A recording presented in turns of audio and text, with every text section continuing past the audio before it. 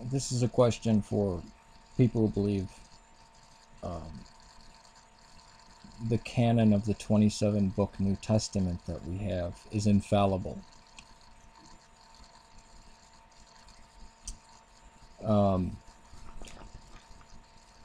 I would ask about the genealogies. Why do we have two different genealogies? They reply, and I've heard this reply, well, one is of Mary and one is of Joseph. Touche. I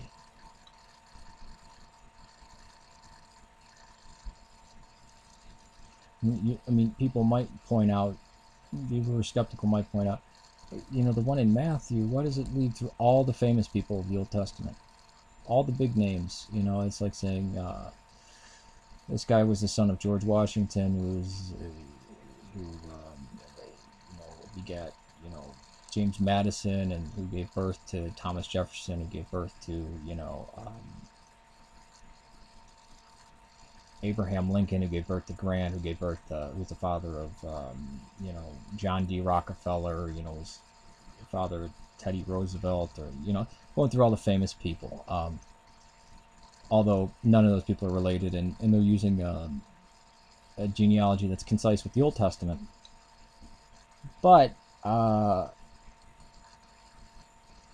the one in Luke looks like a bunch of nobodies, which means historically we see that as, why would this be in there? And there's a lot of names repeated in different variants. It looks like, and how the Jews did it, they're family names. You know, you're named after your grandfather, you're named this, you're named that. There's a lot of Matthews and Josephs in there, and variants of that. And in the primitive Gospel of Mark, we get recorded his brother Joses, or Jose, which is a variant of Joseph.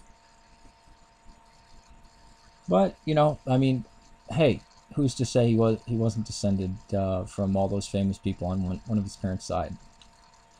And Joseph was the son of who? Here's where you run into a problem. They're the genealogies. One is the genealogy of Mary, one is the genealogy of Joseph, right?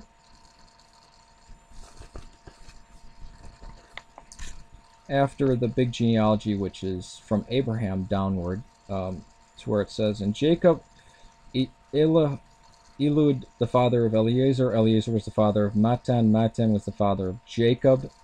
Jacob was the father of Joseph, husband of Mary, by whom Jesus was born and is called the Messiah.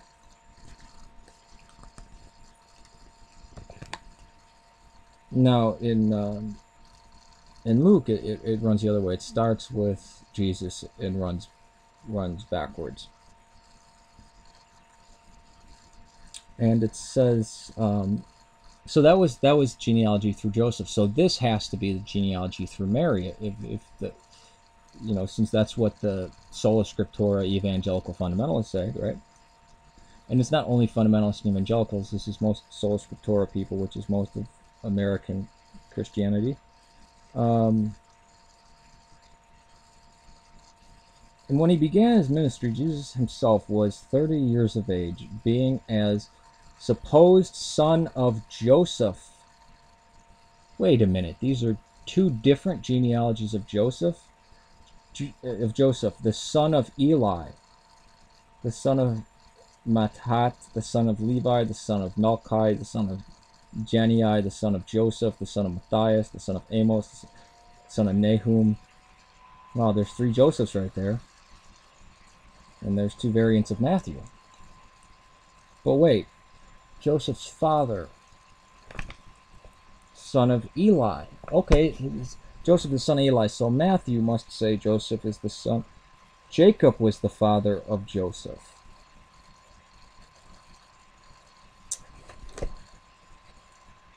Now, if it said Jacob and James, which are the same name, just translated differently, it would say Eli and Elijah, or Eli and Elisha, or Eli and Elihu. Fine, variants. Or, you know, like how Cephas and Peter are. That would be like James and Jacob.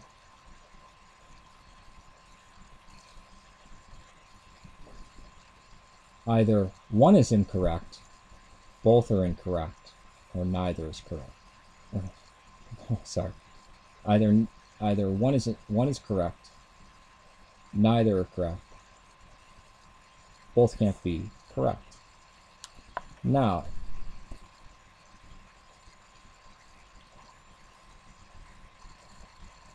if somebody wants to say it's not literal, one of them is correct and the other one is wrong, and Matthew is just trying to tell you this is an important guy. The writer of Matthew is just trying to beat it into your head. This is an important guy. I actually think that's what Matthew is trying to do. I think any Jew now or then, or any person who's familiar with these names, would look at it and say, okay, I get the point. It's going to be somebody important, right? It's going to be a king, which is how Matthew portrays him. And I think the early Christians understood it that way. Matthew's audience understood that. And saying he's the son of Jacob, that means Israel. I don't think it was literal. But when modern day American Christians, and I'm not including the Catholics in this, so Catholics, Catholics believe in the Big Bang and evolution. I'm not including them. I'm talking about people who say sola scriptura and the canon of the New Testament is infallible. Not only infallible through church interpretation, like a Catholic or an Orthodox or an Oriental Orthodox or anybody from any historical branch of Christianity. It's only infallible through church interpretation, no private interpretation. I can understand that, because then it's the teaching that's more important than the actual word for word. But when the modern day evangelical or just non-denominational American Christianity takes this 27-book canon that was assembled between the 3rd and 6th centuries of the Common Era, or Anno Domini, or the Year of the Lord, or AD, or CE, or whatever you want to say, between, well, you could say, the 4th and 6th centuries, between 300 and the 500s, or I even go 600, 7th century, which were held by these people called church fathers, because they were quoting these things and saying that they're authentic, and that the other ones, like the Acts of John or the Infancy Gospel of Thomas, that those aren't authentic. We're not Catholics. The Catholics are the Antichrists. I'm not a Roman Catholic, right? But when you use their canon that they put together, that was put together after some of the ecumenical councils, where the bishops were already established, where Mary was already established as Theotokos, Mother of God, the Trinity was fleshed out, the hypostatic union was being formulated, Rome was pretty powerful, the Roman bishop was pretty powerful, and this is post-Constantine, and some of it's post-Theodosius, so Christianity became the official religion of the Byzantine Empire, I believe 393. You take their library of books that make up the New Testament, you say it's infallible. And for their authorship, you have to rely on Roman Catholics, because then you don't get Matthew, Mark, and Luke, and John. You wouldn't have those names. That's just a tradition. Neither would you have the epistles of John, because it doesn't say who the writer is in the text. It's just tradition that says John wrote it. And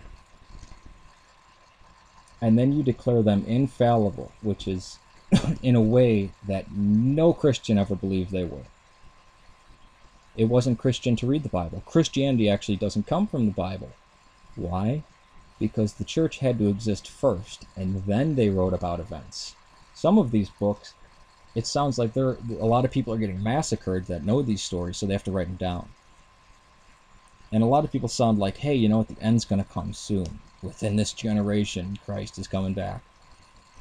Which I can understand somebody who says, well, Christ's apostles always misunderstood him, so they were obviously wrong. That was incorrect. But these are still good for teaching, and they're the earliest works we have of the Christian tradition, and culturally we're Christians, or even spiritually. We look to this because it's part of our heritage.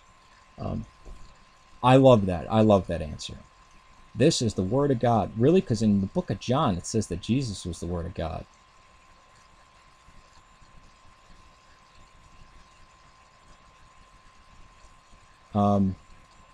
By your own sola scriptura. Matthew is true, and it's the Word of God, and it's infallible. The book, not the interpretation, not the church, not the bishops, not the people, not the faith. The books of the New Testament are infallible. Eli or Jacob? Which one? And if we're meant to think that you can just read it all the same, instead of having to say, how does Matthew address this?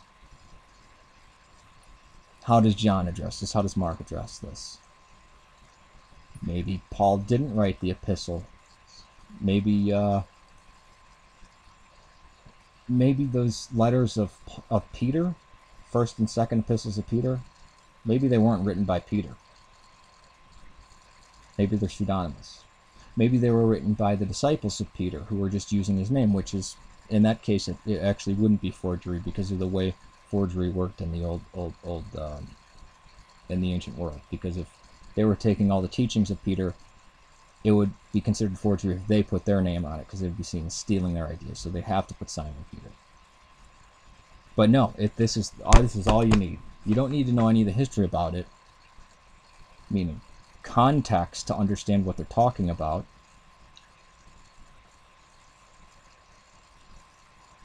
You need to cut the Christian Old Testament in half, throw away basically half of the information. Yeah, it's only about 6 to 8 books, but most of the information that affects the reading of the Gospels is in there, because it's almost up to the time of Jesus. And then you take a canon, not the Christian canon, because the Armenians have a different canon, the Eastern Orthodox read the New Testament differently, the Ethiopians have a different canon. You take the Roman Catholic canon, the one where the Pope is the head leader guy. You call them the Antichrist, and you say they're not to be trusted, even though you have to trust them for this. And then you call it infallible, when clearly, if you're a literalist, the Bible is literally true.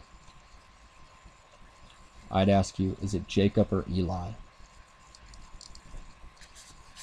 Which one's the father of Joseph?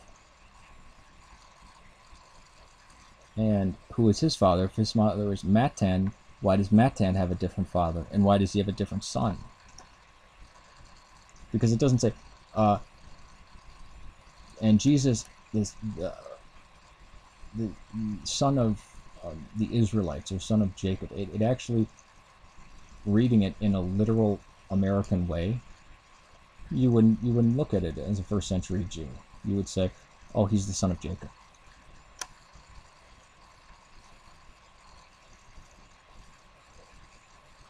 Not to mention there's other events that kind of go down differently in different Gospels. Could it be that the reason why the Church, the ancient Catholic Church, assembled 4 different Gospels is because none of them were exactly right, and you had to read 4 of them to get the right idea? That's why there's a bunch of epistles by a bunch of different guys. And that the early Christians knew these works weren't infallible, and actually said so over hundreds of years.